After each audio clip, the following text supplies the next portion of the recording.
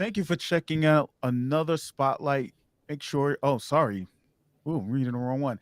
Hello, and welcome to another episode of the Spotlight series presented by the Black Podcasters Association, powered by Afros and Audio. This series is where we shine a spotlight on a Black podcast creative or professional within the podcast industry. My name is Corey Gums, and I am the founder as well as your host. But before we introduce our guests for today, please make sure you like this episode, subscribe to our channel, and don't forget to tap the notification bell so that you can stay up to date with our newest content. Lastly, if you would like to learn more about the Black Podcasters Association or to become a member, make sure you go to our website at https:// blackpodcastersassociation.com, and you can check out what we're about, check out our mission statement and everything there. Today, we would like to welcome Jen Washington, the host of the Woke by Accident podcast. Jen's goal is to give a voice to the voiceless and use her platform to tell compelling news stories and address matters that have an impact on African Americans. Now, Jen has a origin story like many of us and how we got into black podcasting. So I'm going to let her tell it. But first, I want to say thank you for being here, Jen. I know you've been a supporter of our spotlight. You've been on Clubhouse, so I'm glad to finally have a face to face with you and have you on the show. Definitely. And thank you for having me too, Corey. I appreciate it. So typically, I mean, you've watched this. You've been a supporter of the spotlight. Typically, we like to talk about our guests and find out how they got started in the podcasting. What was your motivation? So let's start there, and then we can move the conversation into other areas. Yeah, so got started in May of 2020. I was inspired by the death of George Floyd and the reopening of the Mike Brown case. I'm from St. Louis, and Ferguson is essentially in our backyard here where I'm from. And so when that case got reopened, we just had a lot of feelings. I actually worked on a campaign closely related to the case. And so the podcast became a source of an outlet for those feelings and wanting to have a voice and do something about it and raise those issues that's going on in the community. We keep seeing the same things happening over and over again, these matters with the police and such. And so I saw an offer for a course to learn about podcasting. I got into that to learn the information, and I launched my podcast in 30 days in May of 2020. So it was pretty cool. So you're coming up on your 2 year anniversary. I am. I am. Congratulations. You know, Thanks. I always like to point out, especially for a lot of our guests on here, that you are not a statistic.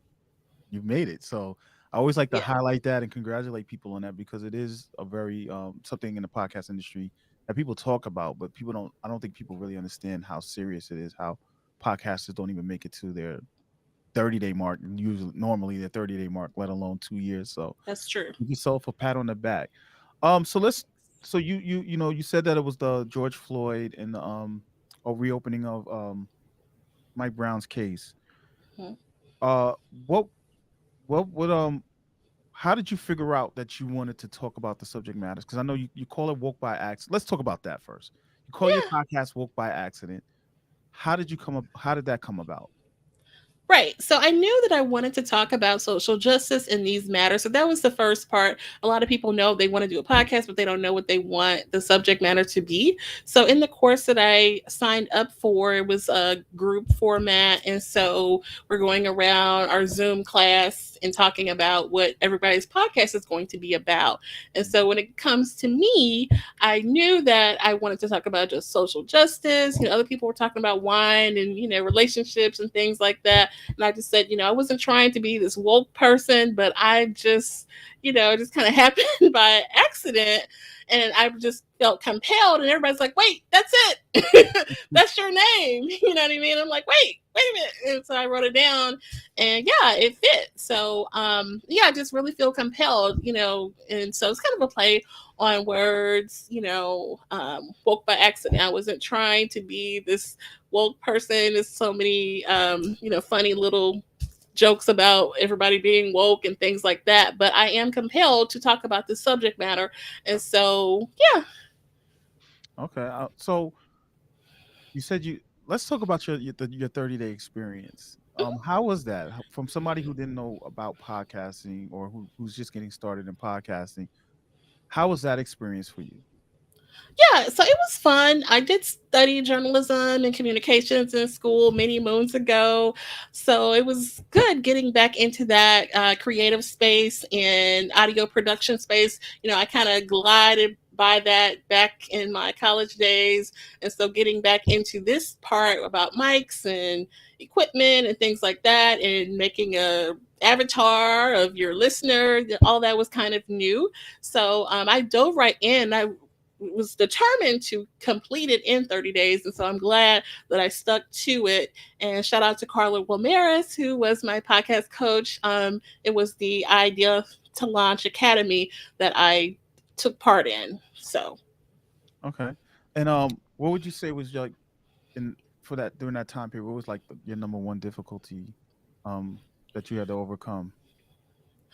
yeah, so I guess it was knowing that I was talking about an unpopular topic. And we still have, some struggles with that because a lot of people don't like to talk about these matters. They may gloss over it when a big news story hits and then they keep right back on talking about wine and relationships and things like that. But I know that there's always something going on. There's always a missing person of color. There's always something going on, even if it's not hot button news that Mhm. you're seeing on the mainstream media. And so I just want to continuously amplify these types of stories because I'm passionate about it. And it is, my goal with this project.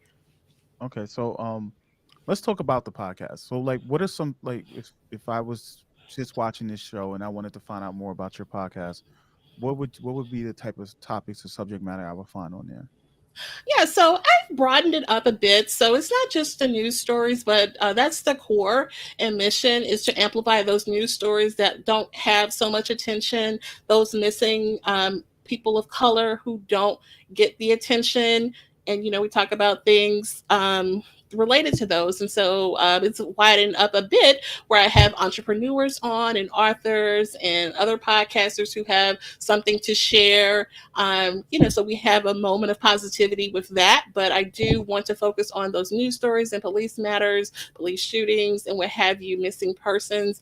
I'm really passionate about those particular topics because we're not seeing the coverage that our mainstream audiences get. And so we definitely want to amplify the Black voice and the Black news stories for that reason.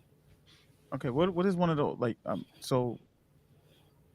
finding those stories? How do you go about it? What is the process that that you go through to find a story that you decide that you want to have on your show? Yeah, so I tune in and tap into a lot of news sources, and especially the African American media sources. There's, a few that I reach out to. I'm a part of a lot of communities like on Clubhouse and so on, and but especially those Black media news sources that are out there, and I will find a story there and just stay in tune to what's going on. For example, a lot of cases from a few years ago are wanting to be reopened and things like that.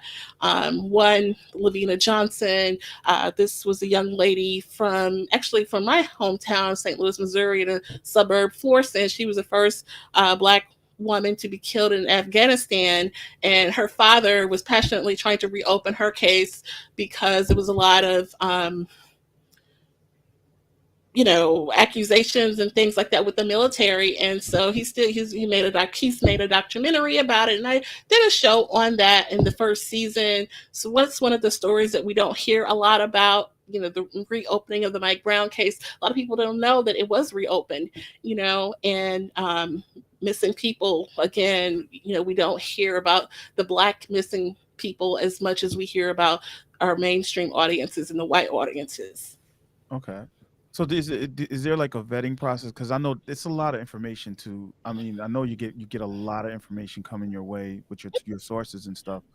Is there a process that you have to vet the information that you can say, okay, this story seems to be more factual than this story, do you have a process that you go through with that, or is it just whatever story is compelling to you that you feel needs to be amplified? Which stories are compelling to me, and I definitely read a lot of articles about it. I try to hit the local stories for whichever city that is pertaining to. You tend to get a little more information with those local story, from that city that it's occurring in.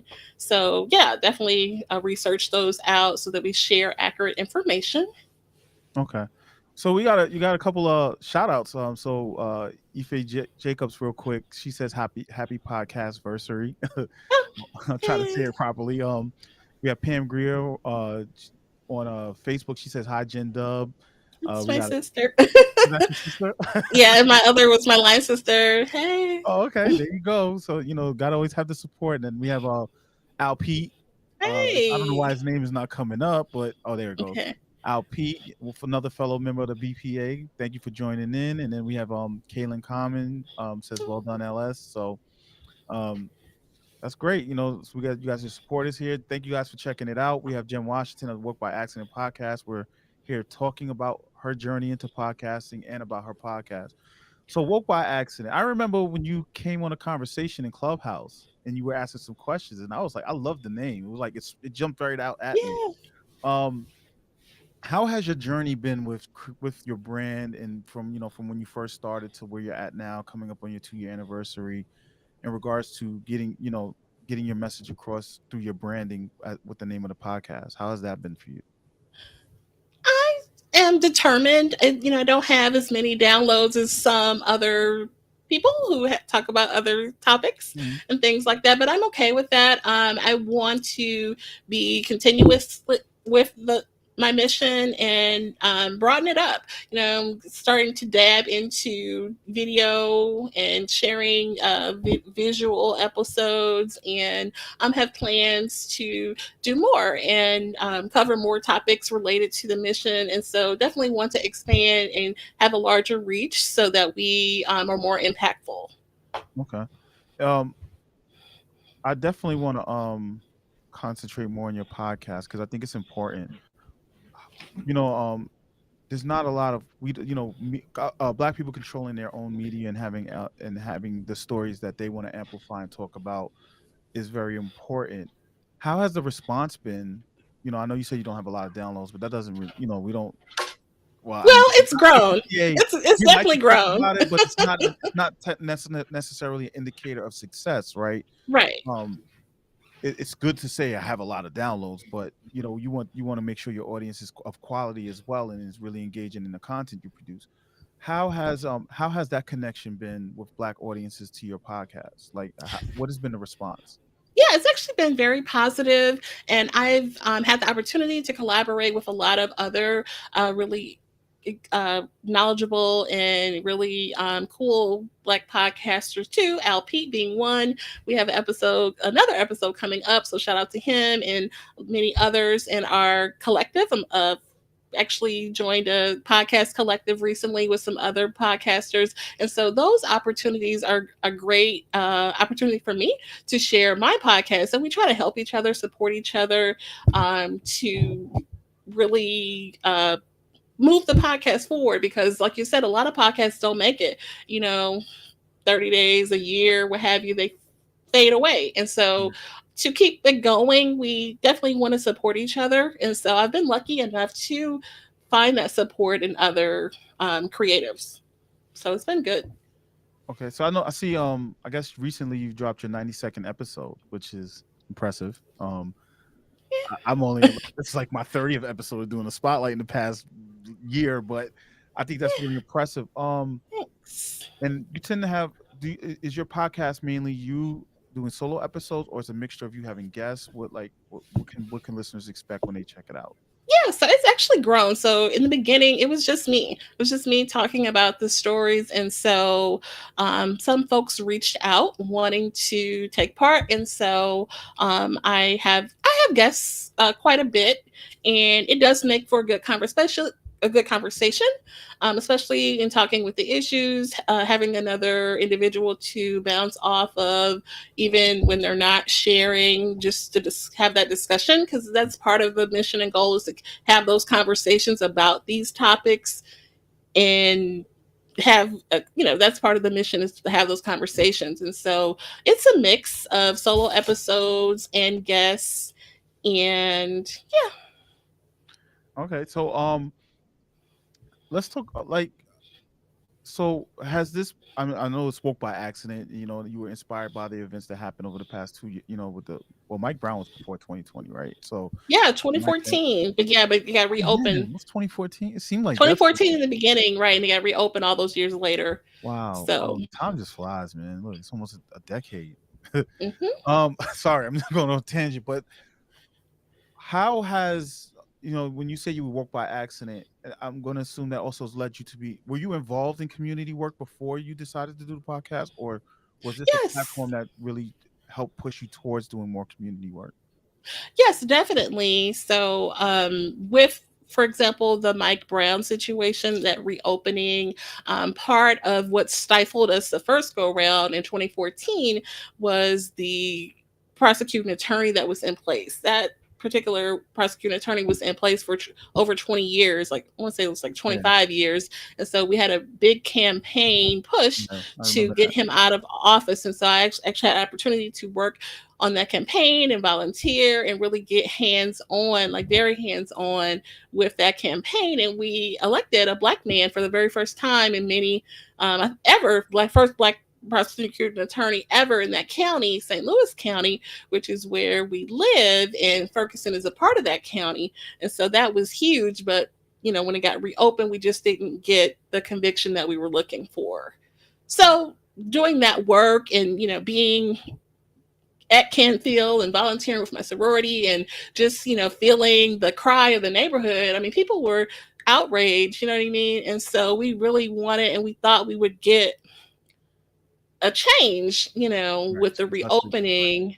Yeah. So yeah, I know it's difficult. So, like, what have you been doing since then? Like, besides the podcast, and as far as the community, and you're currently in St. Louis now, right? I am. And Right. so it's my way to outreach is sharing the stories. A lot of people don't know about the stories that I'm sharing. And it's actually, you could easily find the same stories on the news, but sometimes a lot of people don't like to, you know, hear about these types of stories. And so it's an opportunity to hear about what's going on pertaining to Black people. So it gives people an opportunity to get a little slice of that. So it's my method. Recently, I had one of the key Ferguson organizers on, Tori Russell on, and he mentioned that there's several different roles to play in the movement. Everybody doesn't have to be out there marching on the front line. We need people like you, Jen, to tell the story. And so that's true. This is my contribution to the movement. You know what I mean? So Mhm. it's very important, even though we did all go out there when it happened, but there's other roles to play. There's other ways to contribute. There's petitions and all kinds of things. I try to share the ones that are really hard hitting so that we're all aware. I think that's important. Podcasting before pre-pandemic podcasting Mhm. was a good way for you to express and have those conversations that normally wouldn't be had in the general media and public spaces. Not saying that it isn't now, but with the Yeah. popularity of podcasting during the pandemic, and a lot of influx of corporate money into it, it makes it a little bit more complicated for podcasters like you to get a strong footing in the industry because you don't have the resources like some of these bigger names and bigger companies have. So I Mhm. know it is important, and activism is about stories. That was one of the things of the Harlem Renaissance, right? Where you had a lot Mhm. of the writers talking about the Black experience, and that helped to broaden, the knowledge of people in across the country to understand what was going on. So Yes. it's definitely important to have voices like yours and what you're doing. I'm gonna ask you a question, and does it? I'm just gonna say how best way I can say it. Does it take its toll on you? Because I mean, you do a lot of research. You're learning about these stories. It's a lot of heartbreak. It's a lot of injustice. It's a lot of Not the story doesn't always turn out how we want it to turn out how we want it to turn out. Right. How does that affect you, and how do you deal with that? Yeah, I've actually been asked this question a lot. It's I know that it's needed, and so I don't let it bother me. I definitely take a step away, and I have my other outlets. I'm part of Zumba classes, so shout out to my Zumba class people watching. And I try to take away. I'm a part of a lot of organizations. Shout out to Alpha Kappa Alpha sorority, and we make Okay. all my people listening, part of a lot of organizations, and I give back through these different vessels and different methods. So I keep myself busy. So it's not everything that I am, but it's definitely a big part of what I'm passionate about. I So think that's yeah, that's very important. I know when I started this show, I was on like doing it twice a week, and it was just like for like 26 episodes, and it became a part of my life, and it was a lot. It's a lot of work, putting together content and putting together our shows and episodes. So I can right. definitely understand having an outlet and not. I think the most important thing you said is it's not who you are. It's a part of you, but it's not who you are, and you have other outlets and other focuses that you can concentrate on because I mean I know for me, like if I was doing this, your type of content, I'd either be angry or sad or be out here with like Dr. Umar or something, like I beg your pardon, So, Yeah. I think it's great though. How like I know it's been a process for you to grow your podcast. What has been some of your biggest struggles with that? Like, and did you or how are you working towards solving that problem for yourself? Well, I mean, I guess it depends on how you look at it. Like, I'm not in it to, make a heap of money or anything like that. Mhm. That's not what I came into it for. There are some sponsorship opportunities that I've been able to take part in, and that's great, but that's not why I'm here. You know what I mean? I'm staying true to my mission and my goal of sharing the information, and I actually enjoy doing this. I really do like putting together the episode. I just I think it's neat. I get a kick out of it. It's actually fun for me. So, and then working with other podcasters, that's fun for me. Having guests on, let them talk about their book, it's actually fun for me. Like, I really enjoy this. So it's going well, and I just want to grow it out and definitely expand to get a better reach, because I feel like you said, it is important information that we're sharing, and I feel like we really can make a difference with this if it expanded at the right level. You know what I mean? Like, help people, give scholarships to kids, like really amplify this in a really big ways, but it's going to take time. So yeah, I have plans. Okay, that's good. I think that's a great idea. I didn't even think about that. You said give scholarships and stuff. I think that's a great way for podcasters to, especially in our space, to work on helping to get companies and sponsorships and stuff that they can channel through their platform to help those in need. So we have to talk about that one. Yeah, or even like teach just the kids to let them learn how to do this kind of thing. I think that would be really awesome to share that skill. I hear that some schools teach it, Yeah. and some community programs do it, but I think it would be awesome.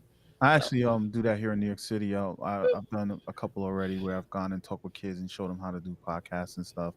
I'm actually going to do it at my son. He graduated high school a long time ago, but at yeah. his alma mater out here in Queens, I'm definitely going to go do that next month. So I'm excited about that. I think that's very important because Mhm.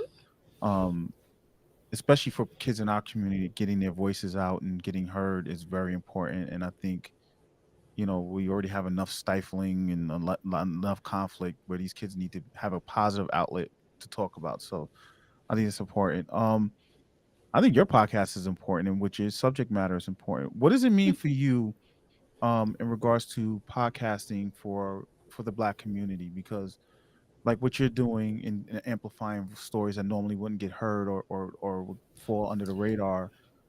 Why do you think it's important for us as Black people to really, or do you think it's important? Let me rephrase that. Do you think it's important for us as Black people to utilize this podcasting space to help express and help communicate what's going on in our community?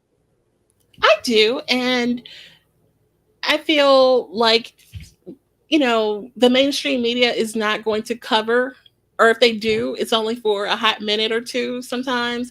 And so we can't leave it up to the mainstream media to tell our stories and share our, you know, information. We have Right. to have an outlet. It's important for us to have an outlet. That's why the Black media is so important to, in any capacity, whether it's my, I'm not going to say my little podcast, whether it's my podcast or it's Roland Martin or whoever, and I love Roland Martin, so, we need to tell our stories, because we can't leave it to them because they're not going to cover it. A lot of these things, they're not going to cover it at all. Right. what would you say was what is one episode that really that you did that really stood out to you? Or what would you say was an episode that you really enjoyed, like really enjoyed doing? Yeah, it was great to speak with Tori Russell. I mentioned him. He was one of the lead Ferguson organizers. He's actually been all over the world on the cover of Ebony magazine. Shout out to Tori Russell from St. Louis. And he actually goes to other movements and helps them. He was out there for Breonna Taylor's movement and George Floyd and St. Louis. So he's passionate about helping others. And I just think that's awesome. And so that's why it's so important, I feel, to cover this because everybody can't go. Everybody can't get on a bus or get on the plane and go out there. But there's something we can do, from where you are. There's a way that you can contribute. Okay. So. And was there a story on your podcast, or was there an episode that was like really like heartbreaking for you, or that really challenged you? Well, I mentioned the Lavina Johnson story, and she was actually from where I'm from, and actually went to school with some of her brothers. So that one was pretty rough because looking at the facts of the case, where the military said that she committed suicide, and I think I actually, remember that case. mhm, and the family disputes that, and so they're actually, were fighting to get it reopened recently here, and her father made a documentary about it. I think the whole documentary is out on YouTube, and they, had an outside investigation. They exhumed her body. I mean, they did all this work and research just to be told no, that they're they can't move forward with that. And so it's just really difficult when people keep running into a brick wall. Ahmaud Arbery also, we did get a conviction in that case, but just looking at all of the strife that his mother went through. And that's a reason why this work is so important. And I had the conversation with the organizer guy that, it took so long, like it was like 100 days before the men responsible for shooting him Arbery to get arrested. But it was because of the work and the activism of the community, his mother, that we were able to, get the conviction. But it took a lot of time. So this is not something that happens overnight. You know what I mean? It really is a long journey in a lot of these cases. And so applying pressure is important.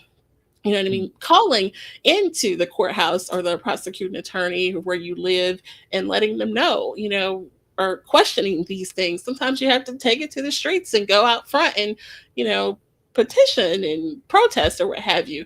Make those calls, applying pressure, that's what makes change a lot of times. So, And telling the stories. That for also helps sure. put pressure For on sure. people, right? Right. So we got some more comments. Thank you guys for joining us. We have Jen Washington of the Woke by Accident podcast here on a spotlight.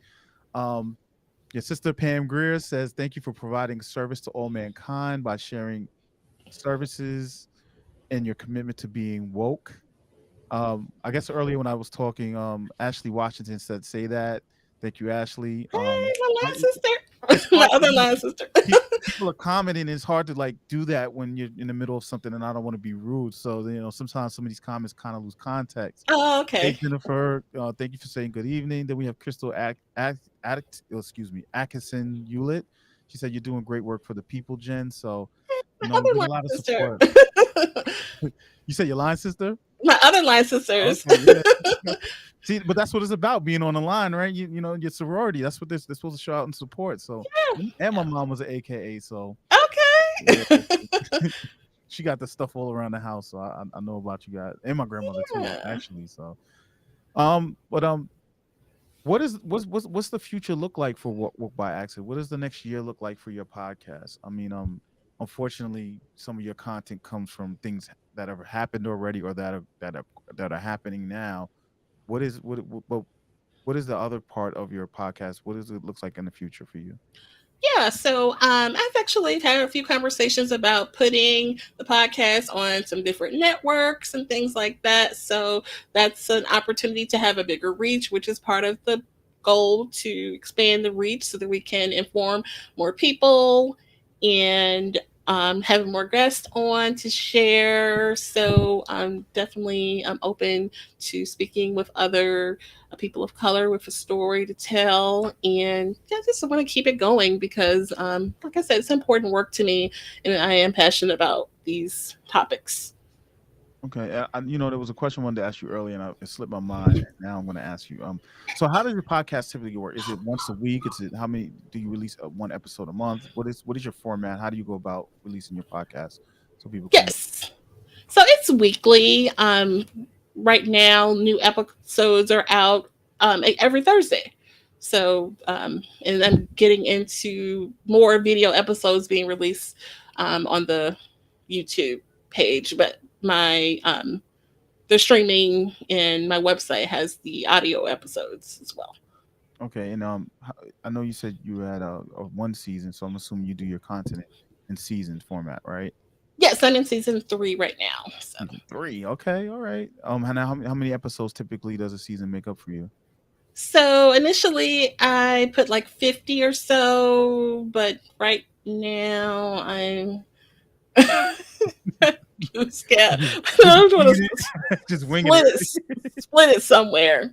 So yeah, we're probably going into season 4 soon. I give you guys credit because one thing when I have clients and I'm helping them produce their podcast, they always talk about, well, how many what constitute a season. And I always tell them a season is whatever you make it, right? Mhm. I tend to, because I'm about managing expectations, so I tend to tell people, let's start with like 13, like kind of follow like the format of TV or something. Let's start with Mm. 13. But then when Oh I have guests on, wow. yeah, it's like now I feel like I'm shortchanging people. I'm like, but I think I had another guest. She said her for like a season she had a couple weeks ago was like 100 episodes. Like Oh no. Okay. she But called I it a like the way season. they organize it and gather it for you, the way that it Yeah, goes out on the platform. So, 30, 40, 40 or so, it'll be a nice little chunk you guys are for a doing like season. half a year. It's like look, I applaud the work ethic because I know it's not easy, and I know there's Mhm. times where you challenge. You don't feel like you wake up in the morning. You're like, I don't know if I feel like dealing with this today, and then life comes in, and then you have other things going on. So staying That's true. consistent is also important, and it's difficult. So I commend you for that. And it's like when is your season? And when I decide to. Probably, summertime's coming. Probably when I go on vacation for a week, that'll be when my season mark ends comes, right? So, I do appreciate that, and I think people don't realize, your audience doesn't realize the work you really genuine. They understand it from listening to your episodes, like, oh, she has Mhm, another episode coming, but I don't think they realize how much it takes to keep this going and how many mhm. episodes you actually are putting in. Do you do your episodes in, I guess, in bulk, or is this something that as the week goes on, you find new information and then Yeah. you put it out? So, like guest episodes, I can stack a bit, but because of the subject matter, and I try to stay light of what's going on with news topics for my solo ones. Okay. So it's a mix. But yeah. Okay. Because I know, do you find that it's easier? Which one do you find is easier for you to do? I know some people say they have to do their episodes in bulk. They rather just get it all out the way in one shot and Yeah. just schedule it. And then other people, they enjoy the process of doing it. Finding the content and putting it together week by week by week or whatever, however they do their season. Do you? Right. And the subject matter kind of pushes you for that. Definitely want to talk about things that are not so topical so that we can plan out further. Definitely helps run and manage the podcast more effectively.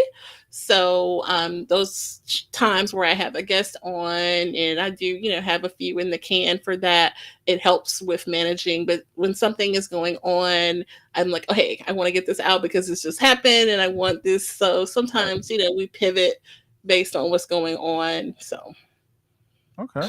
I like the mixture. I like conversations like this because I want people to watch this and listen to, podcasters all give different approaches on how they do things. So I think it's important. I think one of the things I really want to stress with people, if you're watching this and you're like, I want to start a podcast, it's how you decide to do it for yourself. What works for you? So, some people might say, well, that sounds a little, difficult or that I don't know if I have time to do that. Well, then you don't have to do it like Jen or anybody else does it. Mhm. You have to do how you work it. So I think that's great. What is what? So is all right. Now I'm gonna go into the what is right. Like, what would be a guest? Who would be your ideal guest? Who like if you could pick one person to be on your show that you really would love to talk to? Who would that person be and why? Yeah, I would love to have Tamika Mallory on, which she may be attainable because she recently became a member of Alpha Kappa Alpha sorority. So, hey, Tamika Mallory, soror, reach out to you. So, yeah, Sean King would be another. So, and because of their experience working in the movement so much, I would love to pick their brain and just have a conversation about what they've experienced. Okay. Is there any plans for you um becoming outside of just this medium and activism, just being more out in the streets, as you know, being out there in the community more, or is it that this is where you want to? This is where you feel you do your best work. Oh no, definitely. Opportunities. I would definitely be interested in getting involved. From time to time, it comes up, and I am a part of these types of things with the community service work that I do through my organizations and things like that. So yeah, definitely all about getting involved and helping cases of disenfranchised people, Black people, for sure. Okay. What would be some advice that you would give to someone watching the show who might be interested in starting a podcast? What would be some advice you would give them from your experience? Yeah, definitely. I would maybe take note of what you want to talk about and be really specific about what you want it to be about. Maybe jot down what a few potential episodes could be about. And then that way you have a plan. Definitely want to have a plan of action. And then you can learn about your equipment and what you need to purchase and stuff anytime. But just having that plan and your mission, knowing who your listener will be, and that background information of formulating what your brand is going to be about is important. Okay. And I know you started when you said earlier. You said you when you started you had a podcast coach. Mhm. Do you for some people that is I don't want to say controversial, but that's an area of contention for some people that like you don't need one and da, da, da, da. Do you think that that was a very uh by you making that decision to seek out someone to help you get started? Do you think that was a well, I'm going to assume it was a great decision because here you are, right? But what do you say to people, somebody who's on the fence about that? Like, you know, that's on the fence of maybe I should hire someone or maybe I should just do this on my own. Do you have an opinion on that or do you have any advice for that?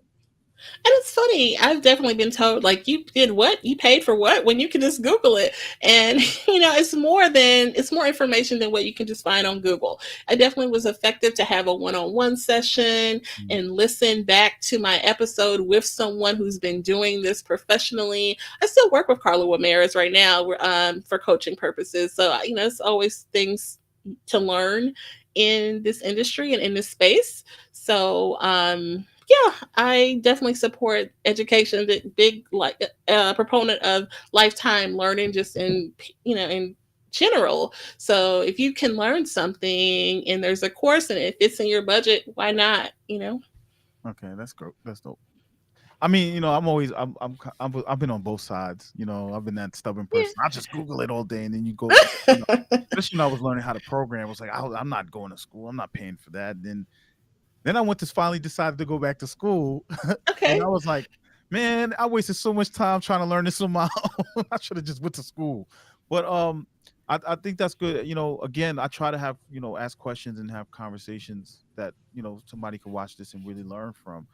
What I know I asked about what would be some advice you have for no let me I had a I knew I was going and I just lost it. What All right, let's just talk about you getting guests. How can people be guests on your show? See, this happens. That's why I don't like doing lives because it's like, you bring it in, you asking questions, and then you get a brain fart, and you're just like, oh, I just forgot where I'm going, and it's embarrassing. So, Yeah, for how can sure. someone be a guest on your show if they wanted to come on, if they want to reach out to you and say, hey, or if they wanted to hear about a topic? Oh, for sure. So you can reach me on my website, and there's a form actually on the We're going straight to the website. website. Give me 1 second. I want to make sure. Or So there is a form there, but yeah, Mhm. you can reach out to me on the social media as well and send a message, and we can have a conversation. Well, you open the door, someone will walk into it. So, what's your social media? For sure. And so on Facebook, the podcast page is under Woke by Accident Podcast. And we have Twitter, it's Woke by, and I like that, by the Instagram. way. It's so simple. It's so easy to remember. The Right. woke. At that time, you only had so many characters or what have you. So, but yeah. So Woke by on Twitter, and then Instagram is Woke by Accident Podcast. Okay, So, so you guys got all the socials. So there's a form on your website at wokebyaccident.net. So please remember that part, everybody. It's wokebyaccident.net. There's a form you can fill out. You can also reach out to her on her social medias. Is there any criteria or anything in regards to the store? If somebody wanted to reach out to you and give you, have you talk about a story or wants to give you a story, maybe their own personal story, is there any criteria you have, or what should somebody when they come to you, what should they expect? yeah, if they could just give the details and we'll have a conversation and we'll go from there. So, That's simple. vet them properly. So, All right.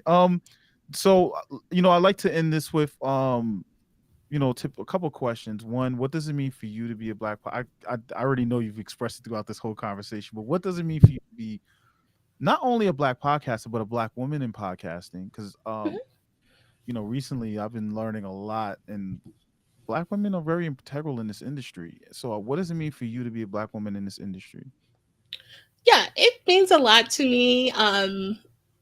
Our stories and our voices are often not heard in the mainstream media. And so we have to create these opportunities and create our own platforms to share and put our stories out there. So, proponent of anyone wanting to enter the creative space and encourage everyone to do it because of that.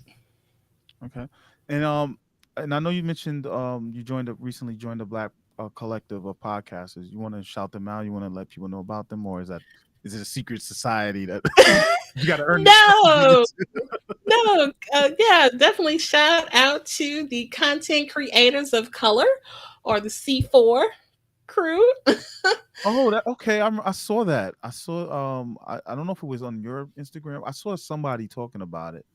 Yeah, we have a Okay. room on Clubhouse sometimes, and Okay. we actually have a podcast together. So content can be found on c4challenge.com. We actually got together as initiated as a podcast challenge. And so kind of stuck, and we're actually going into season 3 of the Collective's podcast challenge. So it's pretty You know neat. what? Before we wrap up, let's talk about that. I Yeah. want to learn more about that, and I want people to hear more about what you guys are doing. What is that about? What is the goal? What is the purpose? And what can people expect if they go and check out your collective? Right. So how it got started, and it got started last year. We actually, a group of us podcasters and content creators, met on Clubhouse. We would kind of bump into each other, if you will, in a certain podcast room, and I recorded with a few of the guys and ladies in the group, and we were just, oh, we should do something together. And so one of our members had the idea to put a collective together, and we started a joint RSS feed and podcast and website, and our content is up there, c4challenge.com, and it's basically everybody's individual podcast together as our own network, if you will. And so it's an opportunity to cross promote each other. Like I was saying, how it's really good to collaborate with other content creators. This is a method of doing that. And so I was happy to get involved with it. And, we still meet and communicate almost weekly, daily almost. So That's dope. So, do you guys? So it's is it more of a network, or it's just a collective, and you guys are it's just a collective. okay? It is, but we do have the joint podcast, and we run a challenge, a content challenge, and open it up to other people to join in. So, like, we had some new members come in for the second season of the challenge. And basically, the challenge is to create content for the entire month that we're doing it. And it's just a way to kind of challenge ourselves to be creative and promote each other's work and support each other creatively. And we talk about topics in the podcasting space on the Clubhouse room and support each other. And it's just a good networking piece. Do you find that collectively you guys have been able to cross? I know you mentioned cross promotion. Mhm. Have you noticed any gains from, like, uh I know what I want to say, the audience members, right? Have you brought in audiences that you normally wouldn't have been able to reach on your own through this collective? Or do Oh, you have a way? definitely. Okay. Yeah, definitely. Had one gentleman on from Africa, and I've never recorded with someone from another country before. That episode actually did very well for me. Shout out to Raphael, and Oh, he's in the Black Podcasters yeah, my man Association. Rap. Actually did an episode with him too. So yeah, it was a great Yeah, experience. Raphael Harry, shout out. Yes. Yeah, so that was a really great story. He shares so much about his story coming to literally coming to America and with everything he had to go through to be, get legal and everything like that. And so it was really actually did very well on my podcast. So That's dope. Okay, so it's called, what's the collective called again? the collective is called Content Creators of Color. And so that's streaming on Apple and your favorite platforms, but we do have a website, which is c4challenge.com. We refer to the collective as C4 for the content creators of color part. So Okay, that's dope. And you guys are also on Clubhouse. we are. Our club on Clubhouse is CC of Color. Sorry, I didn't And mean to put you on the spot. oh no, CC of Color. I play in the rooms, so yeah, this out there in the clubs. If you're looking for a club, there's a lot of gossip and all that, but we don't get into that in our rooms. We have a good time. So Okay, that's dope. Well, Jen, I really appreciate having you here. For those of you guys, if you just joined us, make sure you check out Woke by Accident. The podcast is on all major platforms, right? Directories, I yes, should say. All right, and you make sure you go to the website wokebyaccident.net. Check out Jen Washington and her podcast. She has some great stories. She has a ton of content for you to check out. And I was looking at the other day. I was looking at all the different guests that you had. I saw a couple of faces I knew on there, and I was like, "Oh, okay, I didn't even know." So yeah, you guys make sure you check it out. She's telling compelling stories and that are amplifying black voices and also matters that are very important to our community.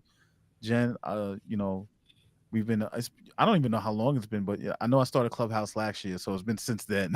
yes, On Clubhouse. So I'm really excited to finally meet you face to face and talk with you. I'm looking forward to us engaging more in the future. Sean Smith says, "Good job, Jen Dub." So hey, Jen's real popular, welcome. yo. Yeah, I love what your people are giving you, man. It's amazing because we need that from our community. We do. Um, any final words, any parting words you want to give to anybody out there that might be watching or that might watch this later on? Yeah, thank you for watching. I really appreciate the support and the opportunity to speak with you, Corey. I definitely support the Black Podcasters Association and Afros and Audio. So kudos to you guys for what you've accomplished.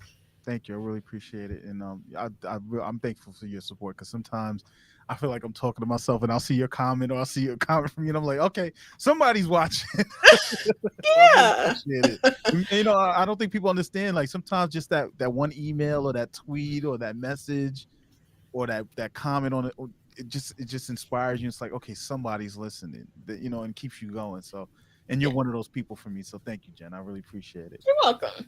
All right. So thank you everybody for checking out the spotlight. Make sure you tune into our show right here on our YouTube channel, Black Podcasters Association. We typically do a live stream Sundays at 7 p.m. Eastern. You don't want to miss it. Make sure you like this episode, tap the notification bell, and subscribe to stay notified. And if you haven't become a member of the Black Podcasters Association, stop doing it and go to blackpodcastersassociation.com. That's such a tongue twister. And make sure you come learn what we're about and join our community. My name is Corey Gums. I've been your host. Thank you for joining us and have a good night.